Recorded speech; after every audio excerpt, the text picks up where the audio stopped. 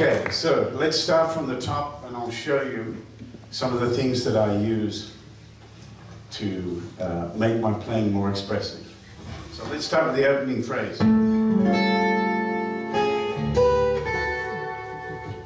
Okay, I played an A harmonic, then I played the A augmented chord. This sustained for me. Hear that sound? Then I resolved it.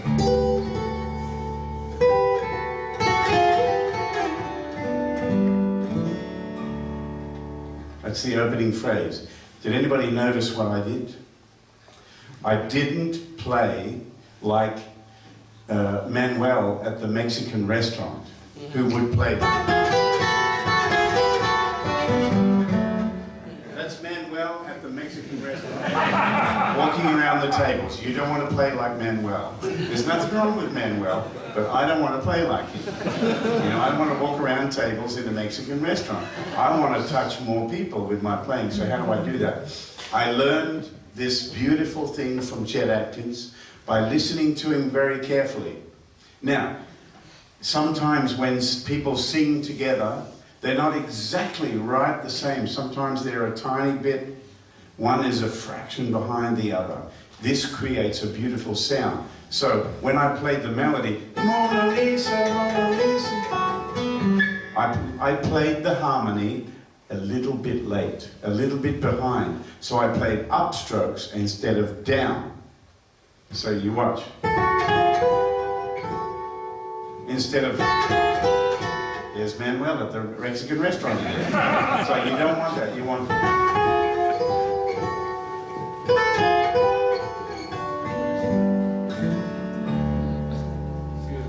You see that?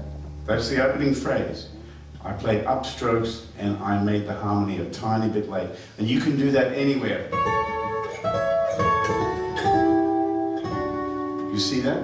It's a beautiful sound. Nato Lima from Los Indios Trabajaros, who probably nobody in this room has ever heard of, was the guy who really started that.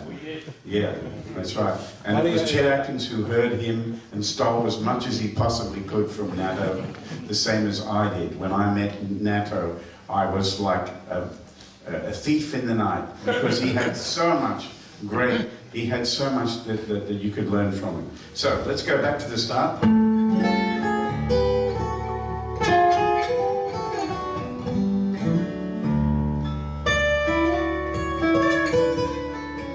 There's the next phrase. What I do is there's the harmony, there's the melody. You're so like the lady, right? I move the harmony up. And then I leave that harmony there and get three notes ringing into one another.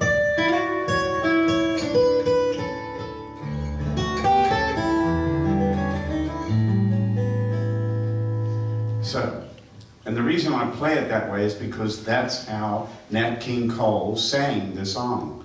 And when I learned this song, I didn't listen to another guitar player play it. I didn't want to do that. I listened to the original version by Nat King Cole and listened to him sing it. And I tried to play the melody like he sang it. Those little trills, they're vocal things as well. You hear people like Celine Dion or Mariah Carey or Lady Gaga, people who have that quality in their voice.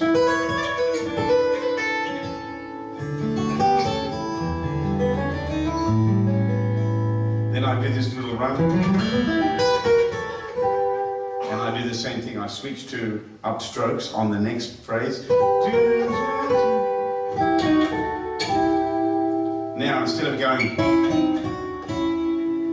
that would be too predictable for me. So what I did is I went,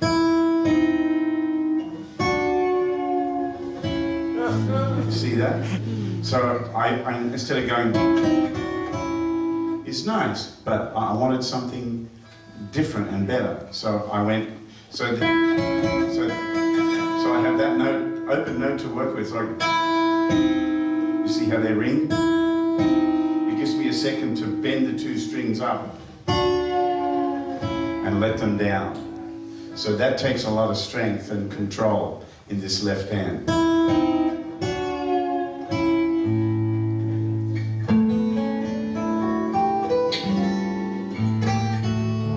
Now I could have played,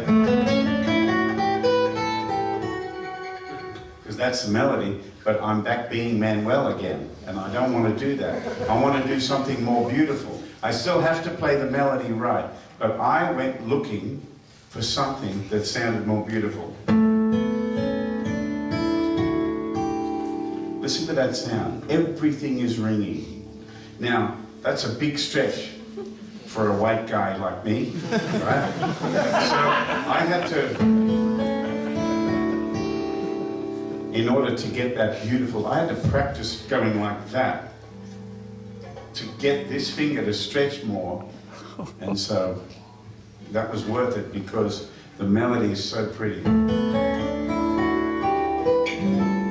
this note is still ringing at the end of the run. Hear it? And I do a little pull off there. And that's just to make it even more beautiful there. And that's a vocal sound as well.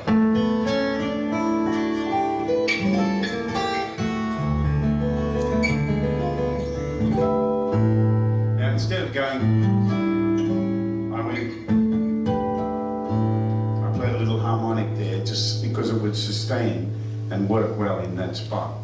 So these are all things that, when you examine everything that's going on, the song went past you before, and I played it, and it's spelled out like that, boom, there it is. But if you stop and examine everything I've put into it, you realize how much detail is in something like this. And why do I do that?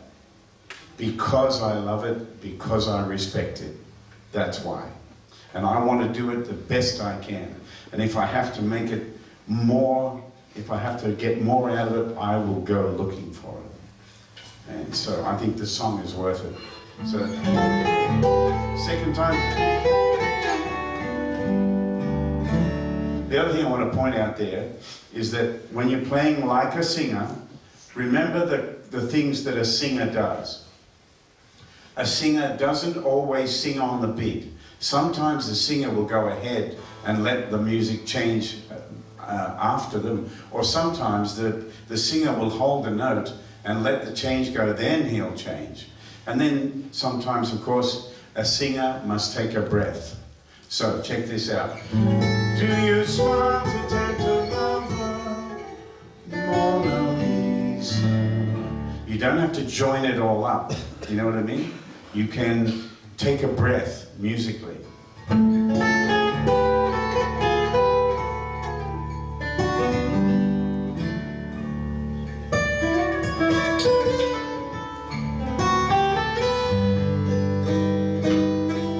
Now I'm into that G chord, and that's giving me a chance to move a little harmony.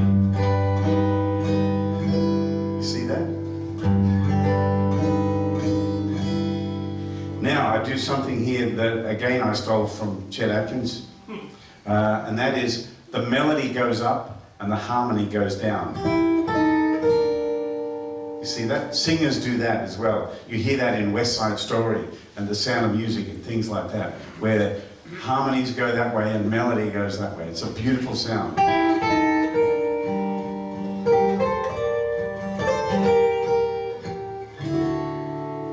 So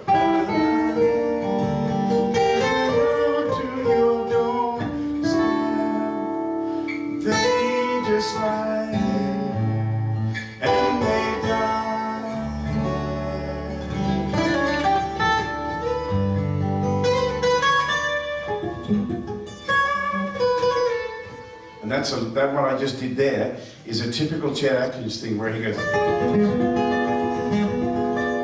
and I stole that from him back in the 60s on one of his recordings, and I put it in here because it fits so beautifully, you see? And he would say, that's petty theft. So,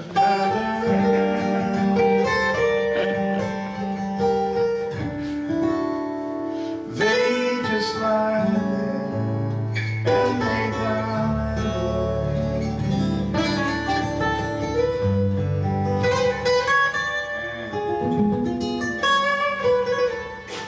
Now I've got a little gap here, so I fill it with these harmonics. Now, for just a cold, lovely word. You see what I just did then?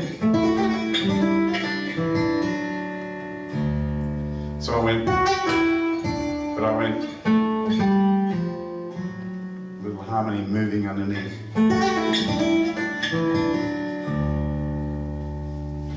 So these are some of the things that I figured out.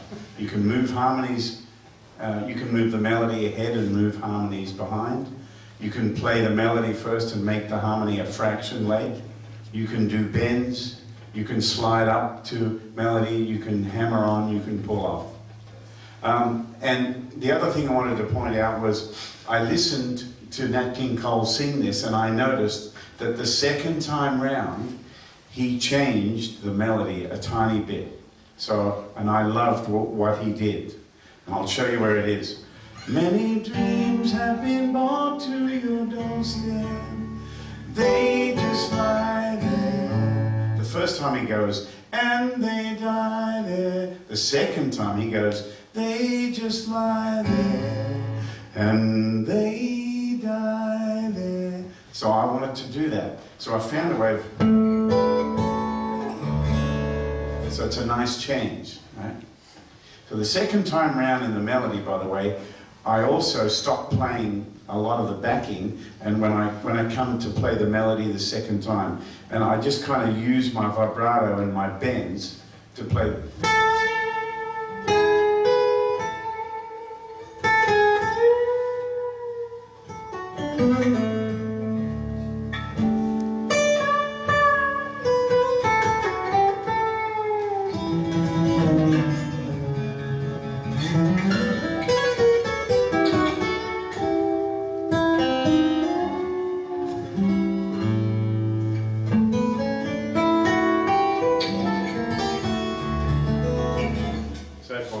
And then when I get to this, are you always or just a lost word? Then Mona Lisa. I do something here that I learned from just being a songwriter, from finding ways of getting a little tension, and that is, you think it's going to resolve and it doesn't. I wait, and I use that a lot because it's a good tool to use. And I may have learned that again from people like Rodgers and Hammerstein, or composers from films and stuff like that. They can create tension with just a sound like. So it's the same chord, and then I finally resolve it. A G minor ninth, but it has an A bass. Then you see that? So, Mona Lisa.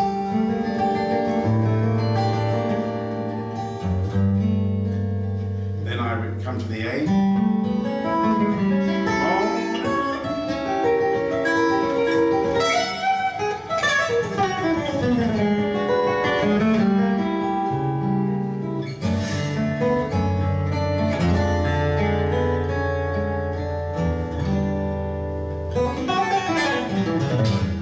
Do a little kind of what the strings would do or piano would do. So I'm playing it, I'm holding a E minor, and I go to,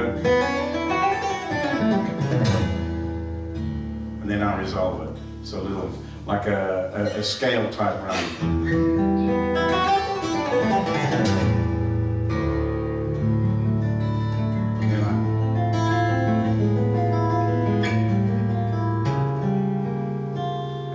There, I hammer that last, and that sets me up because the next note is that one. See that? So I go,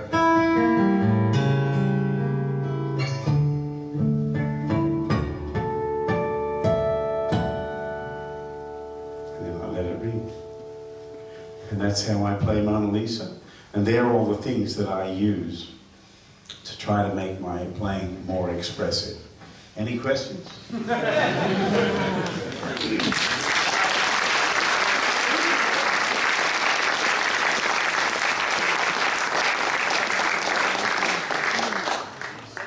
the melody and then the accompaniment comes later, so you don't play it at the same time.